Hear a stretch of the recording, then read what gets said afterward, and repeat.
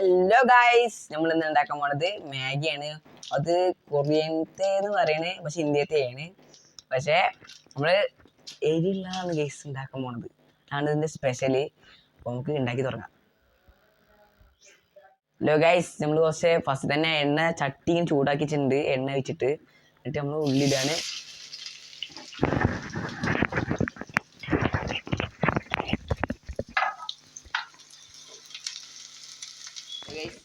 ഉപ്പിടുകയാണ്. നമ്മള് ഈ ബാങ്കിലും ഇത് പൊട്ടിച്ചപ്പോൾ മസാല 2 തരം ഉണ്ട്. പച്ച എരിയുള്ളതാന്ന് തോന്നുന്നു, അറിയില്ല. 2 എണ്ണം ഉണ്ട്. അപ്പോൾ നമുക്ക് ഉണ്ടാക്കി വെക്കാം. നമ്മൾ ഉള്ളിയിൽ കുറച്ച് ഉപ്പിട്ടിട്ട് വേഗം ആവാൻ വേണ്ടിയിട്ട് ആക്കിയിട്ടുണ്ട്. അപ്പോൾ ഉണ്ടാക്കി തുടങ്ങാം. നമ്മൾ വെള്ളം ഒഴിക്കാൻ പോവാണ്. അപ്പോൾ ഉള്ളി ചെറുതായിട്ട് കരിഞ്ഞോ എന്ന് സംശയമുണ്ട്, പക്ഷേ ഒഴിച്ചിട്ടുണ്ട്. നമുക്ക് വെള്ളം ഒഴിച്ചിട്ടുണ്ട്. എന്നിട്ട് മാഗി ഇടണം.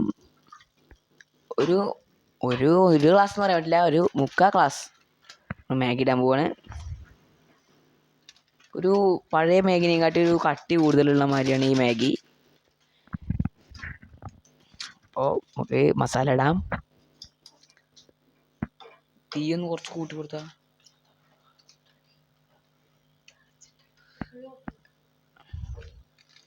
നമുക്ക് ആയിട്ട് കാണാം.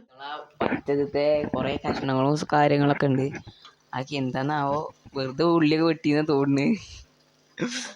അപ്പോൾ നമ്മൾ ഇട്ടിട്ടുണ്ട്. നമ്മൾ ചുവപ്പ് സാധനം പൊട്ടിക്കാണ്. അപ്പോൾ നമ്മൾ പൊട്ടിച്ചിട്ട് ഒറ്റ ഇടല്. കത്തി നല്ല മുറിച്ച് വേണ്ടി ഒരു പേടിക്കണ്ട. അതിലാണ് ഗൈസ് മസാല മൊത്തത്തിലുണ്ട് ഇടുകയാണ് കേട്ടോ.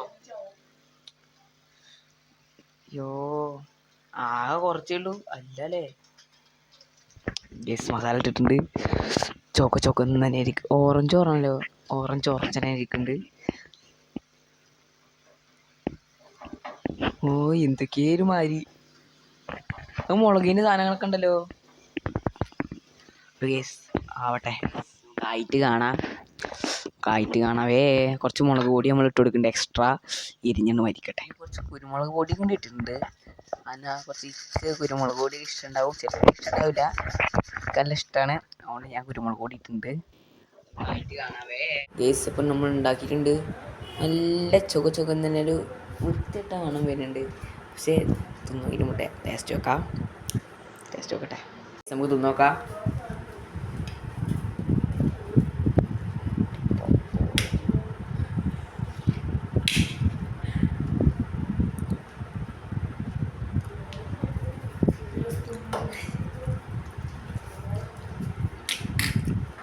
യെസ്, നല്ല ടേസ്റ്റ് ഉണ്ട്. യെസ്, നല്ല ടേസ്റ്റ് ഉണ്ട്.